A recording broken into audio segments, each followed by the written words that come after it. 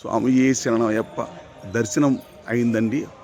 మహానంది దర్శనం ఫస్ట్ మహానంది వచ్చామండి తెల్లారుజామున. వచ్చి ఆ వీడియో అంతా పెడతా కదా. మహానంది వచ్చాము.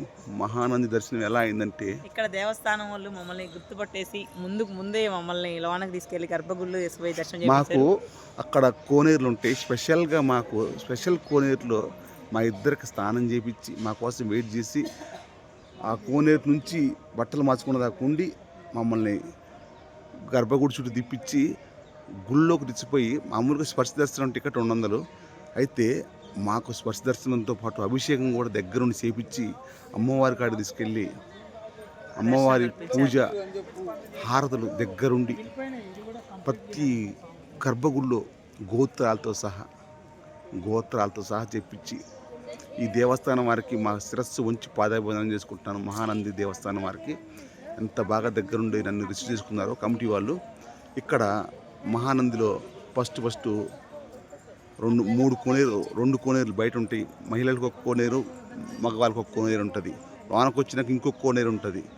గర్భగుడిలోకి వచ్చినాక శివుడు ఉంటాడు. స్పర్శ దర్శనం ఉంటుంది.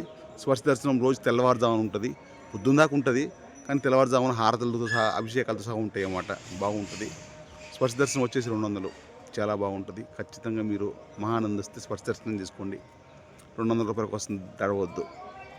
ఫ్రీ దర్శనం 6:30 నుంచి చాలా బాగుంటుంది. అంటే తెల్లవారుజామున స్పర్శ దర్శనంతో పాటు హారతి, అమ్మవారికి ఇచ్చే హారతి, స్వామివారికి ఇచ్చే హారతి మనకి అందిస్తారు అనమాట.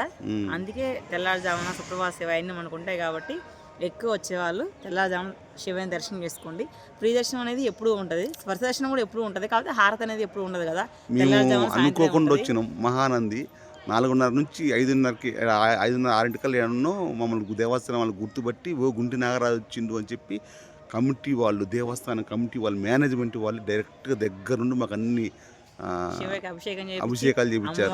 అర్చన చేయించి రాముల వారి దగ్గర అర్చన చేయించి, రాముల వారిలో శివయుండు మహానందీశ్వరుడు, తర్వాత కామేశ్వరి దేవి అమ్మవారు, దాని తర్వాత శ్రీరామచంద్రమూర్తి కూడా ఉన్నారు, దాని తర్వాత గణేశుడు కూడా ఉండు, తర్వాత బయటికి పోతే ఇంకా మహానందీశ్వరుడు కూడా ఉంటారు.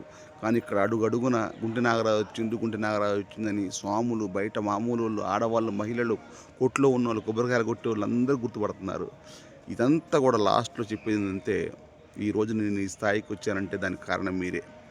2 రాష్ట్రాల్లో జనం అంతా గుర్తుపట్టినారు. ప్రతి గర్భగుడిలో ఎక్కడికి వెళ్ళినా కూడా, ఏ దేవస్థానం వెళ్ళినా ప్రతి గర్భగుడి దర్శనం ఉంటుంది. యాగంట నుంచి యాగంట అంటే వేములవాడ నుంచి, కొండగట్ట నుంచి, తిరుపతి తప్ప 2 రాష్ట్రాల్లో ఎక్కడికి వెళ్ళినా గర్భగుడి దర్శనం. మీ దయే, మీ వల్లే. మీ అందరికీ కూడా శిరస్సు వంచి పాదాభివందనం చేసుకుంటున్నాం. మీ గుంటె నాగరాజు బాగుండాలని, మీతో పాటు మేము బాగుండాలని మనస్ఫూర్తిగా శివుని అయితే కోరుకుందాం. ఓం నమః శివాయ.